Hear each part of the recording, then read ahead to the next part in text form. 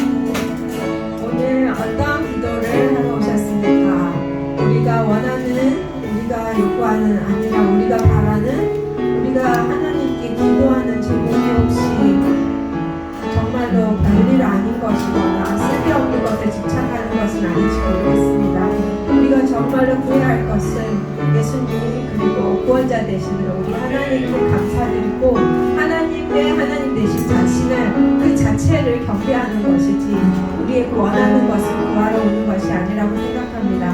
우리가 어떤 것을 구했든지 지금 이 자리에서 하나님께 고백하고 정말로 하나님께 바로 가기 위해서, 바른 모습으로 서기 위해서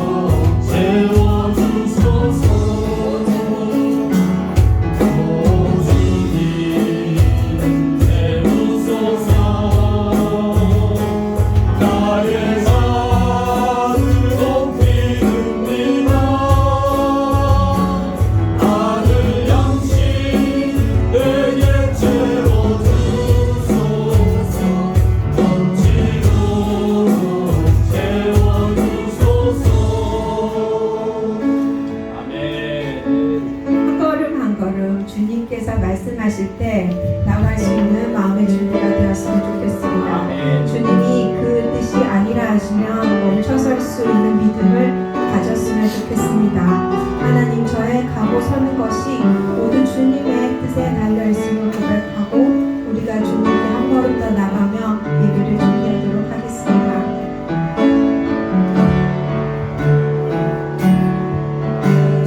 말씀하시며 내가 나가리라.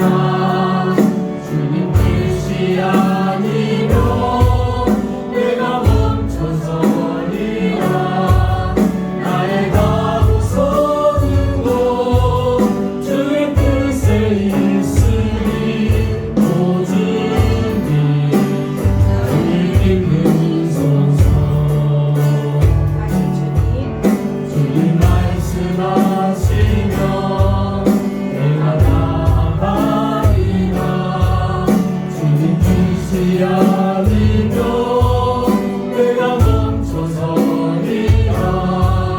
나의 가고 서는 곳 주의 뜻에 있으니 모든 나를 이끌소서. 뜻하신 그곳에 나 있기 원합니다. 이 뜻이는 대로 순종하며 살리. 연약한 내 영혼 공하여리라소서. 주님 나라와 그 뜻을 위하여 뜻하신 그곳에 나 있기 원합니다. 여든 싫은 대로 순종하며 살리. 연약한 내 영혼 공하여리라소서. 주님 나라와 그 뜻을 위하여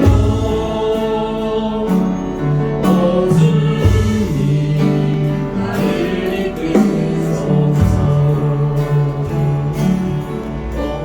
예배의 시작입니다.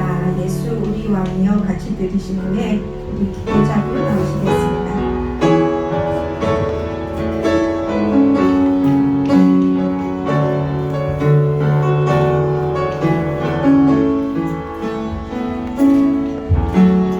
예수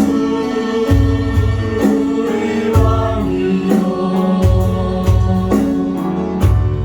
이곳에 오셔서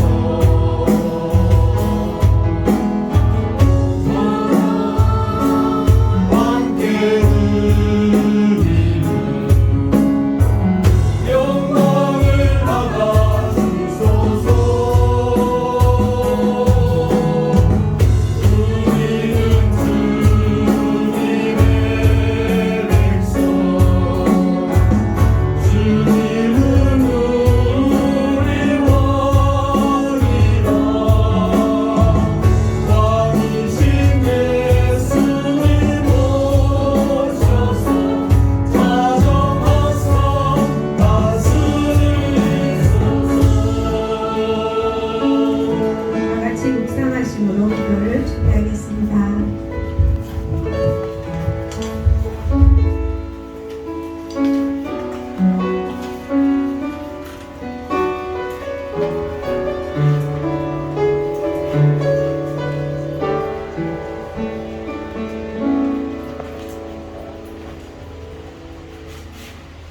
하나님 감사합니다. 아멘. 이렇게 모여 찬양과 기도 그리고 말씀으로 예배드리게 하시면 감사합니다. 아멘. 지난 주간 살아가며 불만과 불평을 가졌던 저의 모습을 회개합니다. 주님 주신 환경에 감사하며 살아갈 수 있는 저희들에게 도와주시고 아멘. 주님의 계획과 일을 생각하며 주어진 일들을 묵묵히 해나가고 감사함을 가질 수 있는 저희들에게 도와주시옵소서. 아멘. 곧 대학이라는 새로운 시작이 앞에 있는 학생들이 있습니다. 새로운 시작을 위해 8월 마무리 잘할 수 있게 도와주시고 새로운 환경에서도 주님께서 함께하시어 주님의 보호 아래 잘 적응할 수 있는 주민의 자녀들이 될 수 있게 도와주시옵소서. 아멘. 말씀 전하신 목사님을 통해 함께 역사하여 주시고 그 말씀을 통해 한 주간 주님 안에서 살아가는 저희들에게 도와주시옵소서. 아멘. 이사옵고 예수님의 이름으로 기도드렸습니다. 아멘. 우리 함께 사도신경으로 신앙고백 드리겠습니다. 나는 전능하신 아버지 하나님 천지의 창조주를 믿습니다. 나는 그의 유일하신 아들 우리 주 예수 그리스도를 믿습니다. 그는 성령으로 잉태되어 공동녀 마리아에게서 나시고 본디오 빌라도에 의해 고난을 받아 십자가에 못 박혀 죽으시고 장사된 지 사흘 만에 죽은 자 가운데서 다시 살아나셨으며 하늘에 오르시어 전능하신 아버지 하나님 우편에 앉아 계시다가 거기로부터 살아있는 자와 죽은 자를 심판하러 오십니다. 나는 성령을 믿으며 거룩한 공교회와 성도의 교제와 죄를 용서받는 것과 몸의 부활과 영생을 믿습니다. 아멘. 이것이 나의 반증이요 이것이 나의 찬송일세 나 사는 동안 끊임없이 주를 찬송하리로다.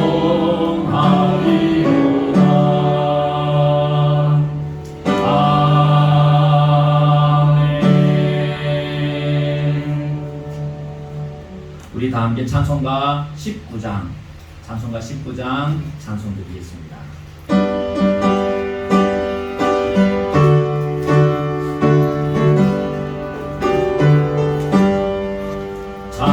찬송하는 소리소 사람 기뻐하도다.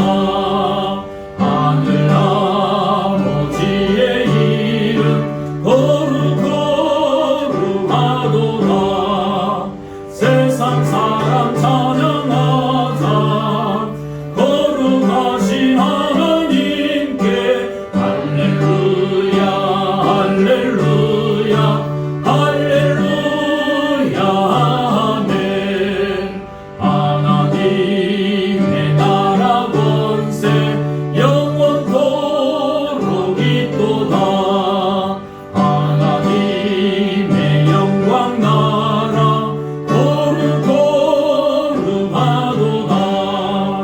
하늘 보좌 계신 주님 세상 주관하시도다. 할렐루야 할렐루야 할렐루야 아멘. 하나님의 크신 섭리 그 뜻대로 되도다. 우리 아버지의 뜻은 거룩하도다. 주여 속히 임하셔서 기쁜 날을 주옵소서.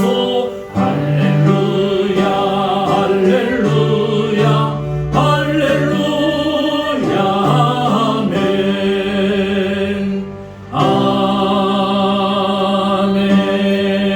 아멘.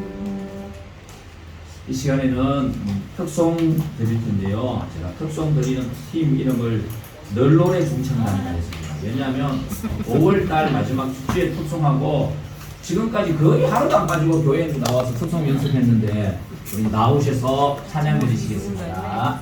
안녕하세요. 주홍이 어디서 나와?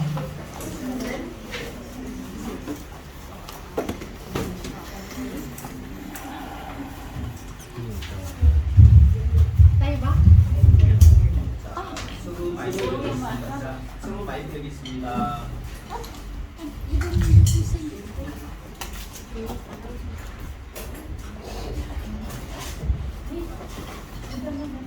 이사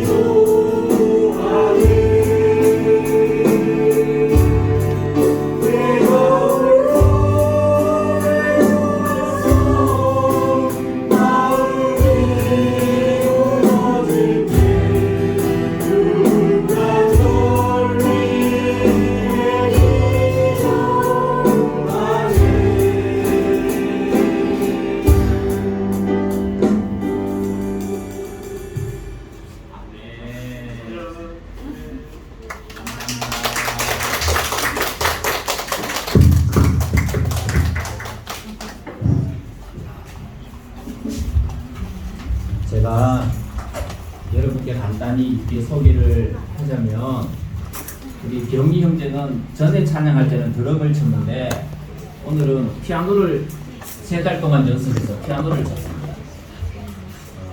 그리고 오늘 주홍이가 드럼을 쳤고요. 그리고 권 집사님, 경희 형제, 상권이 형제, 내외 가족 모두는 한국의 영주라는 동네, 같은 동네 사람입니다. 고향 사람.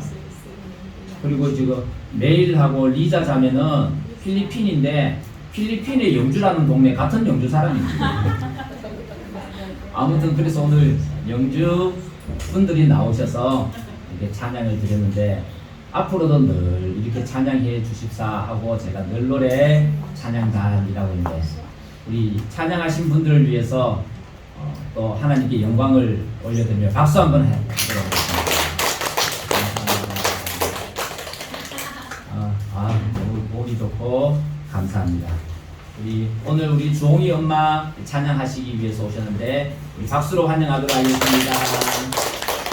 찬양을 매주 해야 되겠습니다. 그럼 매주 오실 것 같아요. 그 다음에 우리 소희맘 환희님은 소희하고 소희 엄마가 오래간만에 이렇게 오셔서 너무 좋습니다. 그리고 리아 자매님 영어 예배 가시는데 리아 자매님 웰컴 투 환영합니다. 감사합니다. 여러분 이렇게 함께 예배 드릴 수 있어서 너무 감사하고 참 제 마음이 기쁩니다. 제가 몇 가지 교회 소식을 알려드리도록 하겠습니다. 어제 금요일날 지민이네 준은혜가 금요일 예배 잘 드리고 가시고 토요일날 금요일날 가면서 그렇게 이야기를 했대요. 교회 오니까 너무 따뜻해. 교회 밥이 너무 맛있어. 그러면서 준우가 엄마한테 그렇게 이야기를 했대요. 그래서 이제 토요일날 지민이 엄마가 지민이만 살짝 때리고 교회에 왔는데 잘 놀고 가다가 차에 불이 나버렸습니다. 차 점검을 제대로 잘 못한 것이겠죠. 혜임 주사님 많이 놀라셨죠. 차 보고. 저도 영상을 보고 굉장히 차가 불이 불타는데 갑자기 펑 하더라고 또요. 그래서 그 원치우에서 그랬다는데 막 뉴스에도 나고 페이스북에도 우리 하은이는 페이스북 보고 알았는데 이거 누구 차인가 했는데 우리 교인 차인 줄은 몰랐대요. 그렇게 했는데 혹시 우리 여자 성도님들은 차에 대해서 잘 모를 수도 있으니까 물 채워주는 거, 온도 측정 이런 것들을 꼭 잘하면 좋겠습니다. 아무튼 모두가 다 우리 아이들도 여러 타고 있었는데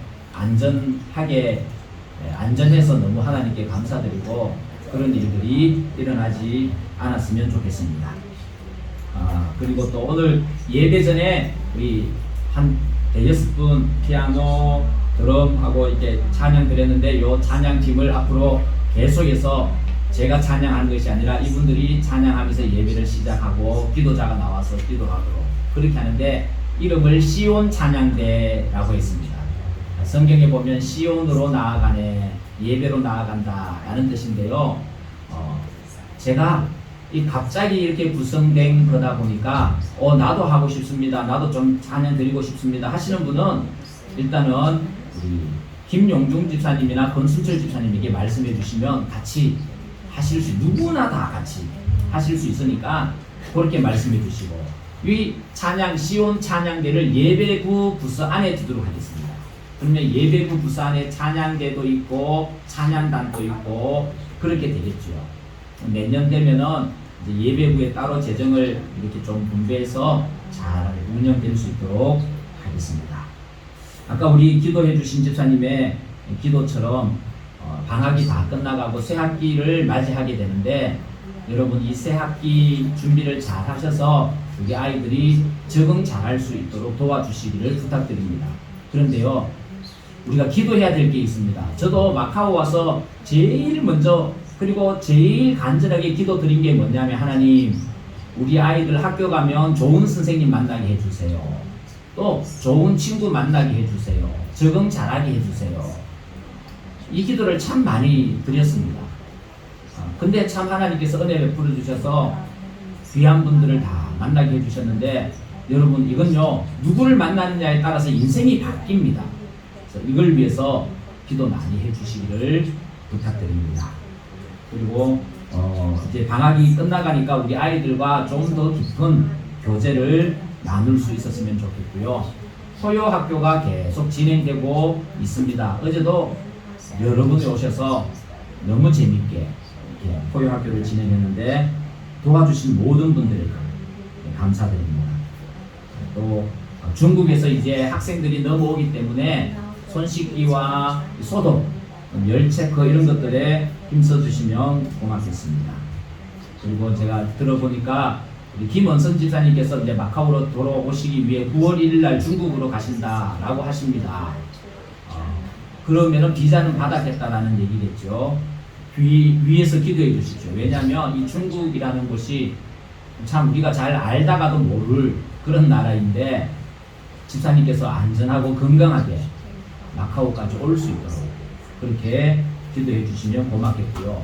다음 주일은 8월 마지막 주일입니다. 다음 주일에는 우리 교회 학생들 가운데 몇 명을 뽑아서 장학금을 전달하도록 하겠습니다. 누가 뽑힐지 저는 잘 모르겠습니다만 장학금을 전달하도록 하겠습니다. 교우 소식을 위해서 기도 많이 해주시고 다 지난주 통계가 나와 있습니다. 한번 살펴주시고요. 다음 주 예배 기도는 서경준 집사님입니다. 감사합니다. 자, 오늘 하나님 말씀은 창세기 말씀을 보도록 하겠습니다. 창세기 39장입니다. 창세기는 성경 맨 처음에 있습니다. 창세기 39장 1절에서 6절까지입니다.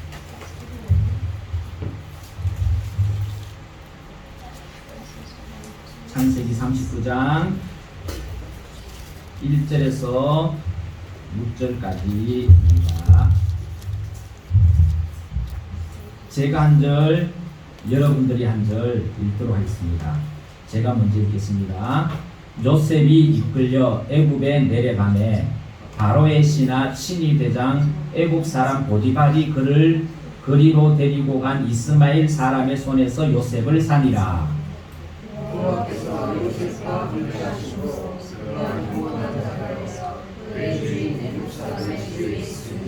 그의 주인이 여호와께서 그와 함께 하심을 보며 또 여호와께서 그의 범사에 형통하게 하심을 보았더라.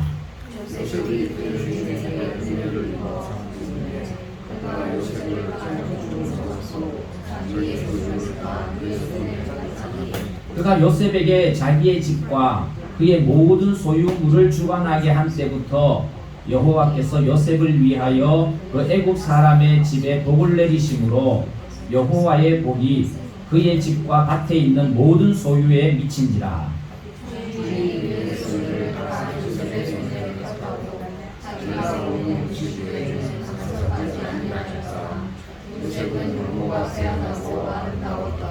아멘. 우리 옆 사람하고 한번 인사하도록 하겠습니다. 주의 사랑으로 축복합니다. 여러분 주의 사랑으로 환영하고 축복합니다. 그리고 이제 8월도 마지막을 향하여 달려가는데 여러분의 마음에 평강이 넘치게 되길 바라고요.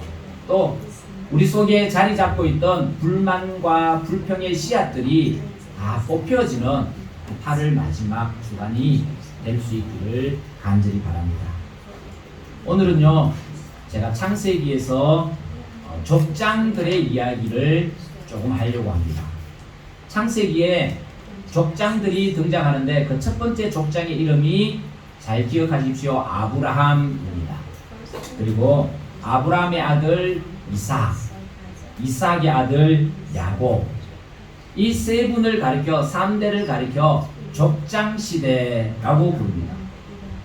아브라함이 이삭을 낳고 이삭은요 에서와 야곱을 낳았는데 에서가 이삭의 장자의 명분을 이어받은 것이 아니라 차남인 야곱이 이삭의 장자 명분을 이어받아 족장 시대를 이어가게 되는 것이죠. 그래서 아브라함, 이삭, 에서가 아니라 아브라함, 이삭, 야곱 이렇게 족보가 이어집니다. 오늘은 이 세 명의 족장 중에서 맨 마지막에 세 번째로 등장한 야곱에 대해서 조금 이야기를 해보겠습니다. 야곱은요, 아내가 몇 명이냐 하면 야곱의 아내는 4명입니다. 이 4명에서 자녀가 몇 명이냐 하면 13명의 자녀가 태어났죠. 12명은 아들입니다. 그러나 1명은 딸이었습니다. 그리고 야곱이 낳은 아들 12명이 이스라엘의 12지파가 되는 것입니다. 물론 그 중에 보면 레위 지파, 레위라는 아들이 있는데 이 레위 지파는 제사를 담당하는 제사장의 직분을 받았기에 지파에서 빠집니다. 그래서 땅을 분배받지 못하게 되죠. 1명이 빠지죠. 11명입니다. 그리고 또 1명이 빠지는데 1명 빠지는 사람이 요셉입니다. 왜냐하면 요셉에게는 2 아들이 있었는데 이 2 아들이 한 지파를 가져가게 됩니다. 그래서 레위와 요셉이 빠지고 요셉의 2 아들이 한 지파를 가져가다 보니까 결국 12지파가 되는 것입니다. 이 야곱에게 12명의 아들이 있었다라고 했는데 여러분, 야곱이 제일 사랑한 아들이 누구였을까요? 장자였을까요? 아니면 막내였을까요? 11번째였던 요셉이었다라고 성경은 이야기합니다. 요셉은 어릴 때부터 아버지 야곱에게 특별한 사랑을 받았습니다. 그 이유를 몇 가지로 생각할 수 있는데, 첫 번째는 요셉이 아주 어릴 때 엄마가 요셉의 동생을 낳다가 돌아가셨습니다. 그러니 아버지 야곱은 요셉을 특별히 여기지 않았을까라는 생각을 해보게 됩니다. 측은지심이라죠. 그래서 요셉을 더 사랑했을 것이다 라는 생각을 합니다. 또 하나는요, 야곱에게 4명의 아들이 있었는데 그 중에 제일 사랑하는 아내가 라헬인데 라헬이 요셉을 낳았습니다. 제일 사랑하는 아내가 요셉을 낳았기 때문에 아버지 야곱은 요셉을 많이 사랑했습니다. 요셉을 보기만 하면 죽은 아내가 떠올랐을 것이고, 그래서 죽은 아내에게 하지 못하였던 많은 사랑을 요셉에게 베풀었을는지도 모릅니다. 아무튼 아버지 야곱은 요셉을 그렇게 사랑했는데 마음으로 사랑했으면 괜찮았을 텐데 이 아버지 야곱의 사랑이 밖으로 드러나면서 요셉을 사랑했다라는 것입니다. 다른 아이들에게는 입히지 않았던 채색 옷을 지어서 요셉에게 입혔습니다. 그리고는 요셉을 멀리 가지 못하게 했습니다. 다른 아들들은요, 먼 지방까지 짐승을 몰고 가서 짐승을 치게 했습니다. 그러니 원정을 다녀야 했죠. 그러나 요셉은 아버지 야곱의 품을 떠나지 못하도록 했습니다. 다른 아들들은요, 짐승을 치기 위해 밤에는 하늘을 이불 삼고 돌을 베개 삼아 자야 했는데 요셉은 아버지 품 안에서 따뜻한 이불을 덮고 잠을 들 수 있었습니다. 다른 아들들은요, 짐승을 치기 위해 먼 지방까지 가면 언제 집에 돌아가려나 걱정을 했지만, 그러나 요셉은 집 나가면 고생이라는 단어를 이해하지 못했습니다. 멀리 양치러 다니는 아들은요, 아프면 당장 걱정입니다. 약이 없지만 치료할 것도 없습니다. 그러나 요셉은 아프면 아버지의 따뜻한 손길 아래 치료를 받을 수 있었습니다. 한마디로 말하면 무언가를 말만 하면 척척 대령하는 부잣집 도련님이었습니다. 뿐만 아니라 그렇게 아버지께서 나에게 대하니 요셉도 아버지를 단단히 믿었습니다. 그래서 나에게 불리하든 유리하든 내가 가지고 있는 모든 생각을 아버지에게 이야기했습니다. 꿈 이야기 아시죠? 하늘의 별과 달, 그리고 별과 해와 별과 달들이 있는데 어느 날 자기에게 다 고개를 숙이고 절을 하더라 라는 꿈을 꿉니다. 한번 보십시오. 하늘의 별과 다른 엄마 아버지를 이야기합니다. 해와 다른 엄마 아버지를 이야기하고 별들은 형들을 이야기하는데 어느 날 자기에게 다 절을 하더라 라고 그 꿈을 형제들과 아버지에게 당당하게 이야기를 합니다. 어떤 사람은요, 저 철딱서니가 없어서 그렇겠거니 라고 하지만 저는 그렇게 해석하지 않습니다. 아니, 믿는 구석이 있기 때문에 내가 말해서 형님이 화를 벌컥 낸다 하더라도 아버지가 나를 지켜주기 때문에 나는 어떤 말을 해도 괜찮다 라는 생각을 했기 때문에 아버지에게 고다질할 수 있었던 것이죠. 눈치 없는 게 아니라 믿는 구석이 있었기 때문에 그 믿는 구석이 바로 아버지다 라는 것입니다. 성경은 이야기합니다. 요셉이 태어나서 17살 17세 될 때까지 요셉은 부족함 없이 살았습니다. 가정에서 집을 떠나본 적도 없고 아버지의 사랑을 듬뿍 받고 남들이 입지 못하는 옷을 입으며 많은 것을 먹으며 그렇게 살았다라는 것이죠. 우리가 말하는 형통한 삶을 살았습니다. 일반적으로 말하는 걱정 없는 두려움 없는 형통한 삶을 살았다라는 것입니다. 그런데요, 요셉이 17세 이후의 삶은 완전히 바뀝니다. 17세가 되었을 때 어느 날 아버지가 요셉을 불러서 심부름을 시킵니다. 형들이 저 먼 지방에서 양을 치고 있는데 그 형편이 어떤지 네가 한번 다녀오너라 라고 합니다. 먹을 것도 잔뜩 챙겼겠죠. 물도 챙기고 그리고 형을 향하여 갑니다. 그런데요, 그 형이 멀리서 보면서도 요셉을 알았습니다. 저기 꿈꾸는 자가 온다. 이 말은 비아냥거리는 소리거든요. 저 꿈꾸는 자가 온다. 한 번에 알아볼 수 있었습니다. 왜냐하면 옷도 채색 옷을 입었거든요. 한 번에 알아보았습니다. 요셉은 형님들에게 인사합니다. 문안 인사를 하면서 형님들 잘 계셨습니까? 아버지가 안부를 여쭈라고 했습니다. 하면서 먹을 것을 대접하고 형편을 살피려고 합니다. 그런데요, 그때 형님들 마음에 악독한 마음이 들었습니다. 늘 우리는 천대받고 요셉만 사랑받았는데 이 요셉만 없으면 우리도 다 사랑받을 수 있을 것이다 라는 생각이 그 형들 마음에 들어간 것이죠. 그래서 누가 먼저라고 할 것 없이 이 요셉을 죽이자 하는데 동의합니다. 그리고는 우물가에 던져넣습니다. 그런데 마침 그 우물가에 물이 없었다라는 것이죠. 물이 없어서 우물에 빠졌지만 살아 있었습니다. 그때 마침 맏형이 없었는데요. 맏형이 다른 일 보다가 돌아와서 보니까 요셉이었거든요. 요셉이 어디 갔느냐 하니까 자초지종을 이야기하고 우물에 빠뜨렸습니다 라고 하니 이 맏형이 화를 냅니다. 역시 맞이는 맞입니다. 그리고는 우물에서 요셉을 끌어올립니다. 끌어올리고는 어떻게 합니까? 형제들이 의논해서 이스마엘 상인들, 무역하는 상인들에게 요셉을 돈 받고 팔아버립니다.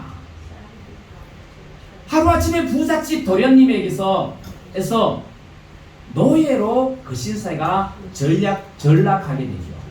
그리고는 형들은 요셉의 옷을 벗겨서요, 짐승을 잡아 피를 묻히고는 그것을 아버지에게 가져다가 아버지, 우리가 돌아오는 길에 보니까 이런 옷이 피 묻어 있었는데 가만히 보니 요셉 옷과 같았습니다. 아버지 한번 확인해 보십시오. 이게 요셉 옷이 아닙니까? 라고 말합니다.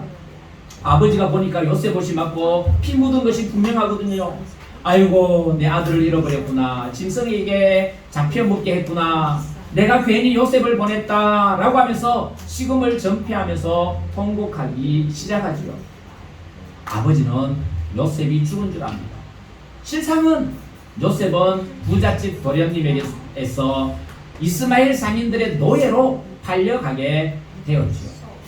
이스마엘 상인들은요, 요셉을 사서 쭉 가다가 어디까지 도착하느냐 하면 애굽이라는 나라의 이집트라는 나라에 도착하는데 마침 거기에서 요셉을 비싼 값에 팝니다.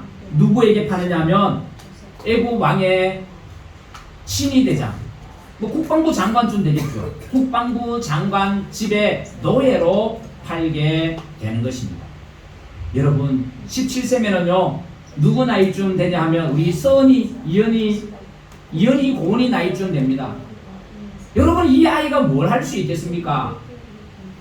그리고 또 사춘기는 우리가 너무나 잘 알듯이 질풍노도의 시기다 해서 조금만 건드려도 툭하게 터지고 조금만 말만 섭섭하게 해도 눈물을 줄 흘리는 시기인데 그 아이가 뭘 할 수 있겠습니까? 그런데요, 그 아이가 노예로 팔리고 노예로 팔려서 한 집안에 들어가서 제일 어린 나이에 다른 노예들도 섬기고 주인을 섬기는 자리에 가게 되었다라는 것입니다.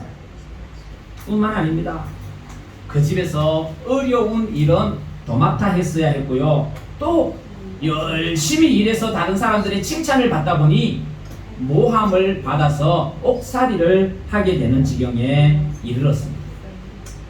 자, 이제 두 상황을 한번 정리 한번 해보십시다. 요셉의 17세 이전의 상황. 이전의 상황은 누가 봐도 형통한 상황입니다. 잘 나가는 부잣집 도련님으로 부족함 없이 살았던 다 꿈꾸는 그런 생활입니다. 그런데요, 17세 이후의 삶은 정반대의 삶입니다. 다른 사람이 하지 않아도 되는 일까지 해야 되고요. 주인이 잠자면 자야 되고 주인이 일어나기 전에 일어나야 되고 주인이 다 먹으면 먹어야 되는 노예 신세로 전락하고 그곳에서도 모함을 받아 옥에 갇히는 신세가 되었지요. 그런데 재미있는 것은 이 17세 이전의 삶에 대해서 성경은 요셉이 형통하였더라 라는 말은 한 곳에도 없습니다. 우리가 보면 너무나 형통한 삶인데 형통하였더라 라는 말은 없습니다.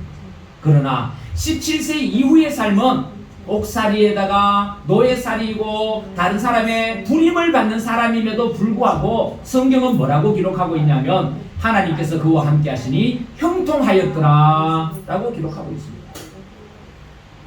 노예인데도 불구하고 성경은 형통하였더라 라는 겁니다. 여러분, 이게 말이나 됩니까? 우리가 생각하기로는 도저히 말이 안 되는 이야기입니다. 그런데 성경은 그때 이후의 삶에 대해서 형통하였더라 라는 것입니다. 왜 그럼 이런 요셉에 대해서 형통하였더라 라고 표현했을까요? 그래서 제가 형통이라는 말을요 사전에서 한번 찾아봤습니다. 제가 읽어드릴게요. 형통, 모든 일이 뜻과 같이 잘 되어감. 모든 일이 자기 뜻과 같이 잘 되어가는 게 형통하다라는 뜻이다 라고 사전에 기록하고 있습니다.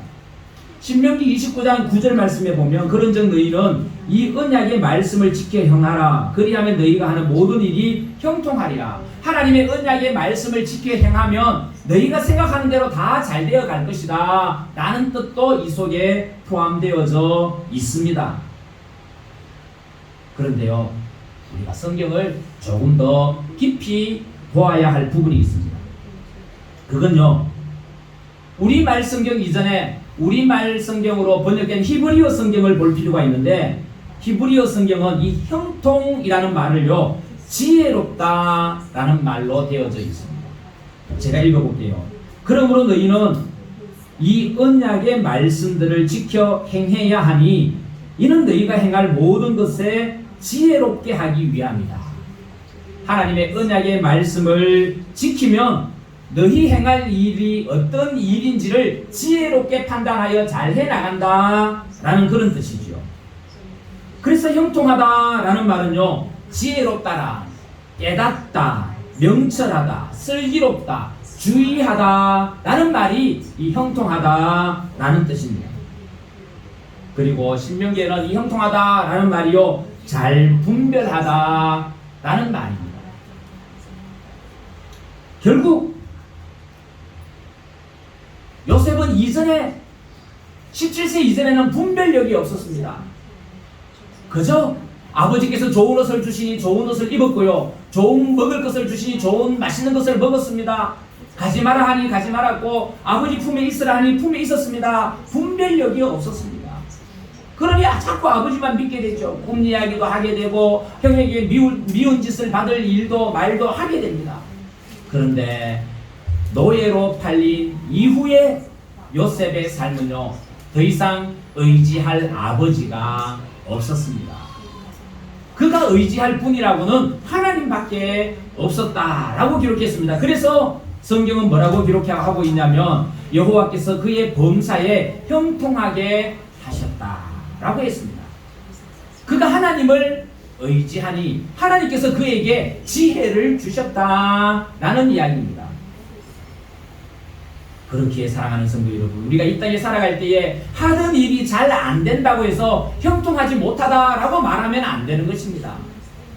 어려운 일들 속에서도 하나님께서 주시는 지혜가 있으면 형통하게 살아갈 수 있는 것입니다. 반면에 떵떵거리며 살아간다 할지라도 하나님의 지혜가 없으면 형통한 삶이 안 된다라는 것을 우리가 분명히 알아야 합니다. 서양 속담 중에 이런 말이 있습니다. 흐르는 냇물에서 돌을 치워버리면 그 냇물은 노래를 잃어버린다. 흐르는 냇물에서 돌을 치워버리면 냇물은 노래를 잃어버린다. 이 말의 의미는 흘러가는 시냇물의 아름다운 소리는 곳곳에 박혀있는 돌들 때문에 나는 소리고 그 소리가 바로 노래다라는 것이죠. 우리 인생도 마찬가지입니다. 우리 인생에 긴 흐름이 있는데 긴 흐름 속에 우리를 힘들게 하는 고난, 어려움이 없다면 하나님을 찬양하는 노래를 잃어버리게 된다라는 것입니다. 무의미한 인생을 살 수밖에 없게 된다라는 것이죠. 그러나 우리 인생 가운데 여러 가지 돌들이 박혀져 있으면 어떻습니까? 그 고난과 역경들을 통하여서 감사를 깨닫고 찬송을 깨닫고 기쁨을 깨달을 수 있게 된다라고 말하고 있는 것입니다. 여러분, 환희 제인 크로스비라는 사람을 아십니까? 한번 기억해 보십시오. 환희 제인 크로스비. 이 환희 제인 크로스비라는 사람요, 태어난 지 한 달 만에 감기에 걸리는데 감기에 걸리면서 눈병이 생겼습니다.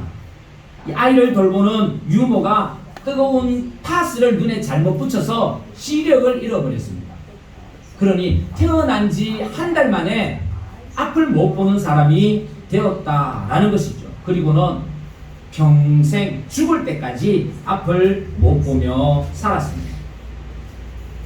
그런데 이 환희 제인 크로스비가 앞을 못 보며 평생을 살았지만 그렇게 사는 평생에 대해서 그 어떤 사람에게도 탓하지 않았다라는 것입니다. 그리고는 오히려 내가 너무나 귀한 행운을 잡은 사람이다 라고 생각하였다라는 것입니다.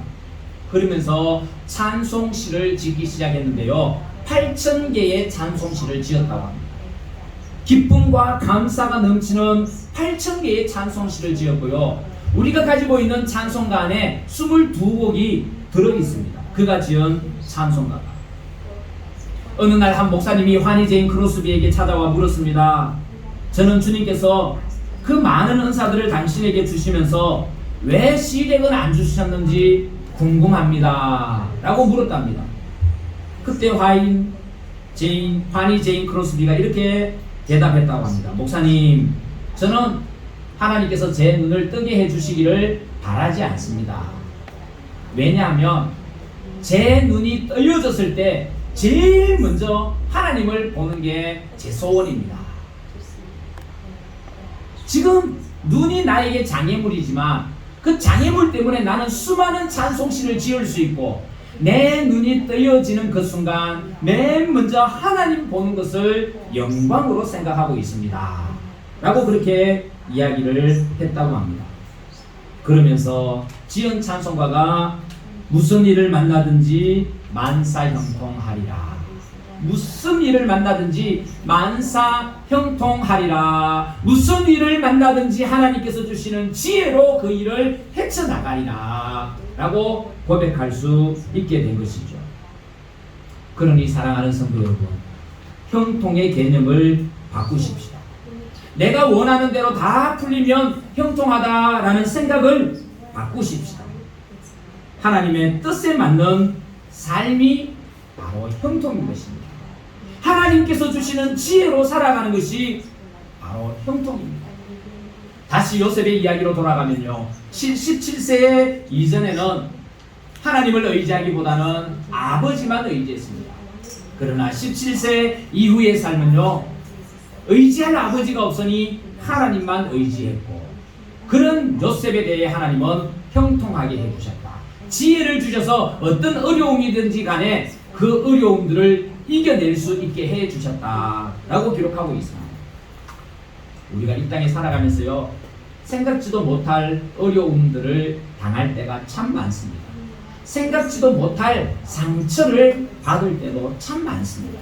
그러나 그때에 내가 불행하고 내 인생이 막혔다라고 생각하지 마시고, 하나님께서 나와 함께 하셔서 지혜를 주심으로 형통하게 하옵소서 기도하며, 하나님께서 주시는 형통을 누리는 우리 마카오 강한 한인교회 모든 식구들이 될 수 있기를 간절히 기원드립니다. 기도하겠습니다. 하나님 아버지, 우리는 일이 잘 풀리지 않으면 불평하고 불만을 쏟아놓습니다. 우리 인생이 꼬였다고 생각합니다. 그런데 요셉은 그 인생이 정말 꼬이게 되었을 때 하나님을 의지하고 하나님께서 주시는 지혜대로 살아감으로 형통한 삶을 살게 되었다라고 했습니다. 오 하나님 아버지, 우리도 이 땅에 살면서 인생 여정 가운데 수많은 돌들이 자리 잡고 있고 장애물들이 자리 잡고 있을 텐데, 그것을 피해서 살아가는 것이 아니라 오히려 그것들을 통하여 하나님을 신뢰함으로 하나님께서 주시는 지혜로 이겨 나갈 수 있게 하여 주시옵소서. 그리고 마침내 천국 문에 다다라는 믿음의 형통한 자가 되는 모든 성도님들이 되게 하여 주시옵소서. 예수님 이름으로 기도하옵나이다. 아멘. 우리 찬송가 301장 찬송 드리시겠습니다. 301장입니다.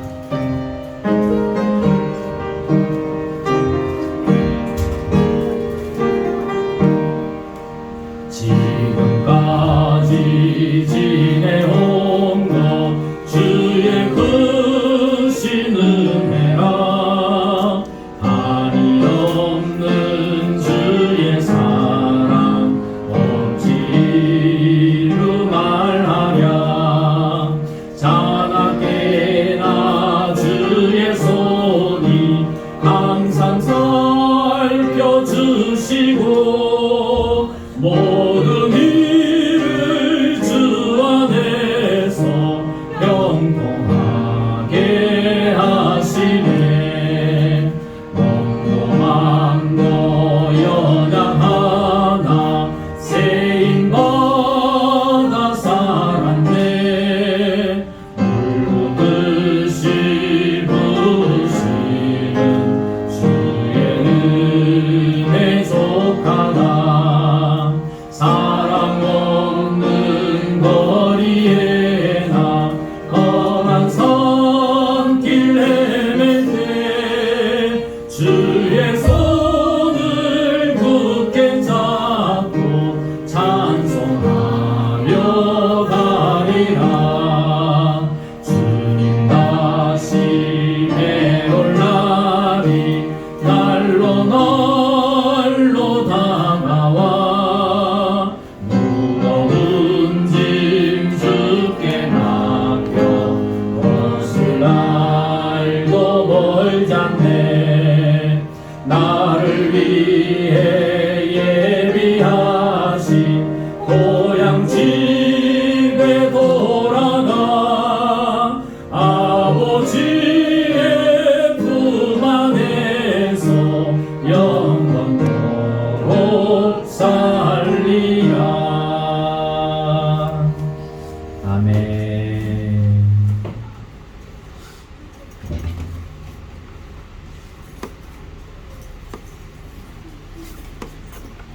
감사합니다.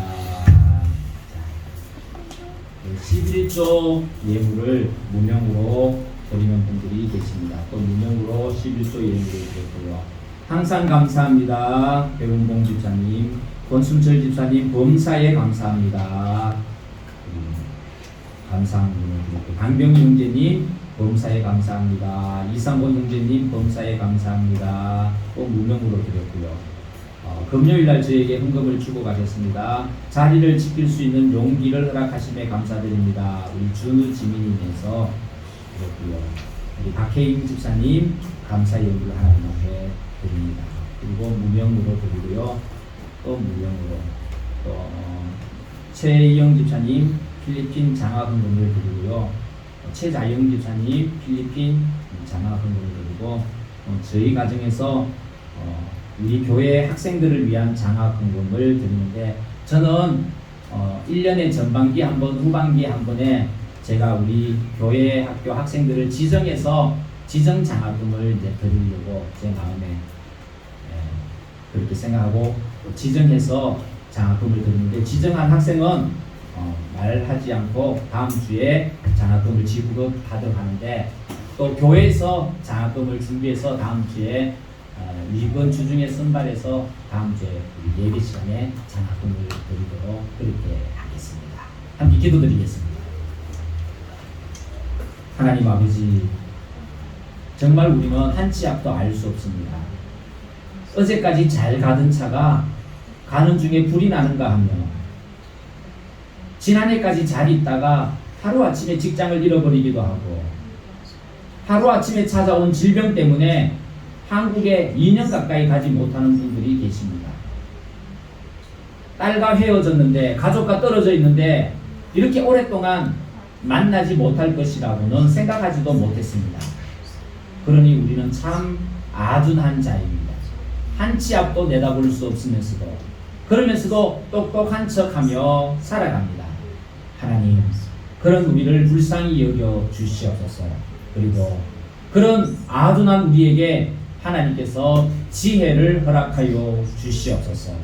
하나님께서 주시는 지혜로 우리 인생의 여정 속에 놓여져 있는 여러 돌들을 잘 이겨나갈 수 있게 하여 주시고 그 장애물들을 잘 활용함으로 인하여 디딤돌로 삼을 수 있는 저희들이 되게 하여 주시옵소서. 가정에 찾아온 어려움이 있는가 하면 우리 육신에 찾아온 어려움들도 있고 경제적으로 찾아온 어려움들도 있습니다.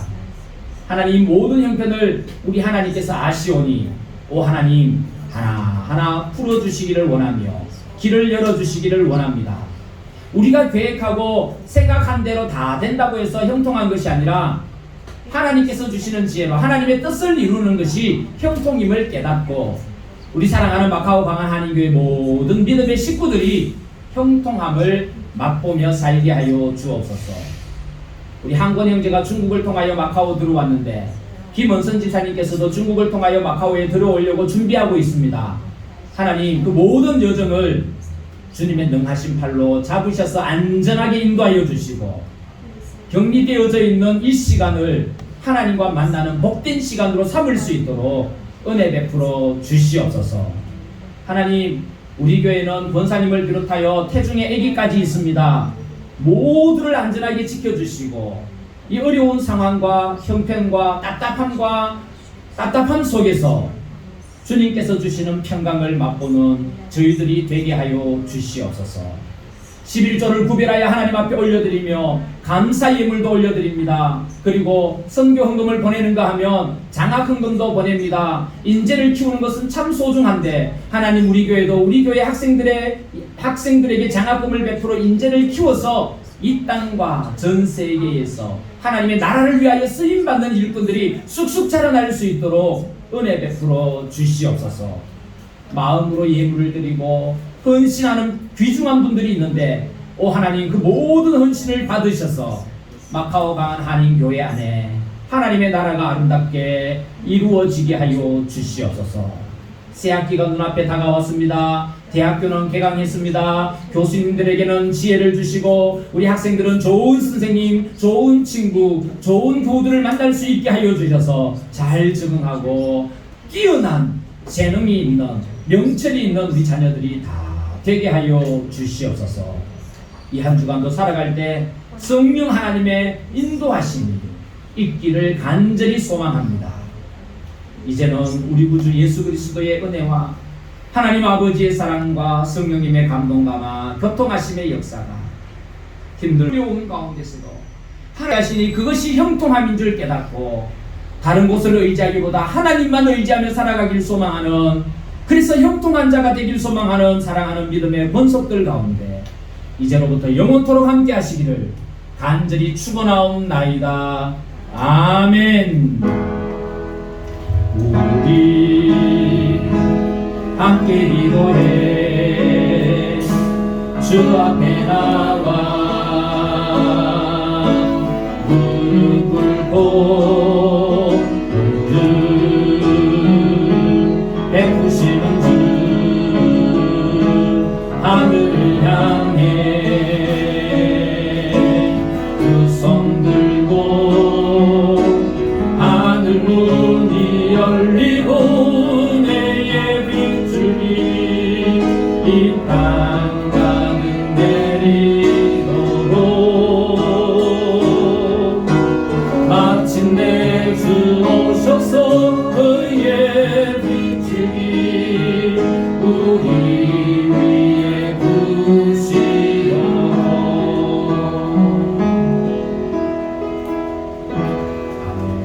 아멘. 8월 네 번째 주일 예배를 마치고요. 우리 오늘 잠깐 8월달 생일 축하 파티를 하려고 하는데 8월달 생신자 나오세요.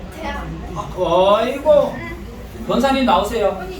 권사님 뭐 아닌 것처럼 그렇게 앉아 계십니다. 난 9월이야. 자, 다른 분 제가 잘 모르지만 주홍이 어머니 생일은 몇 월달이세요? 아, 8월달인데. 8월달 생일 분들 나오세요. 생일 언제야? 노아 생일은 5월달인가 지났어. 우리 소리는 몇 월달이에요? 아, 다음 달에. 10월요. 자, 뭐 생일자가 갑자기 많아졌습니다. 김영중 지사님 생일이 언제예요? 큰일 날 뻔했네. 불 좀 꺼주세요.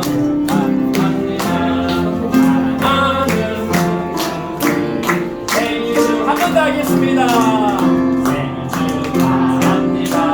생일 축하합니다. 사랑하는 집사님 생일 축하. 해피 벌스데이. 해피 벌스데이 to you. 해피 벌스데이 to you. 해피 벌스데이. 주의 성령 파일럿.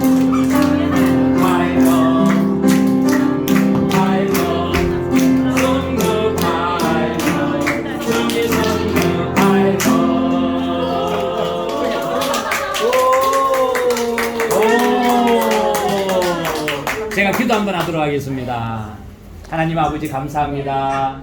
우리 권사님 생신을 맞이하셨습니다.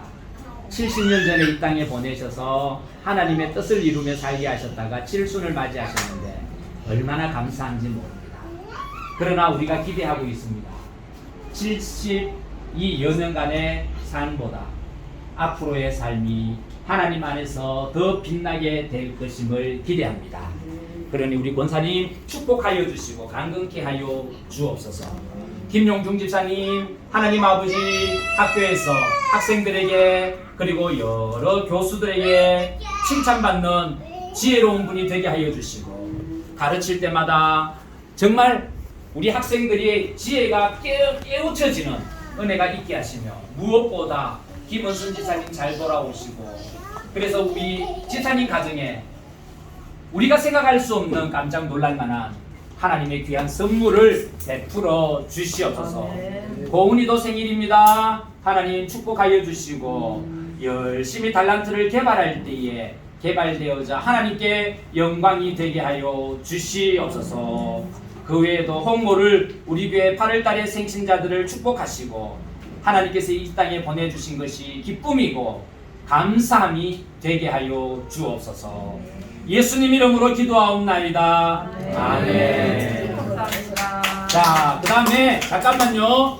우리 사실 권사님은 호적에는 2년 늦게 돼 있는데 올해가 7순이래요. 그래서 식사 한번 할까요? 하니까 권사님이 그런 거 절대 안 한다 했는데 그냥 우리 교회의 규례에 따라서 돌 때, 7순 때, 결혼할 때 조그만한 선물을 하나씩 준비했는데 우리 권사님에게 조그만한 선물을 하나 준비했습니다. 권사님 마음에 안 드시면 바꾸면 되죠. 네, 마음에 안 드시면 바꾸면 됩니다. 축복합니다. 한 말씀 하시죠.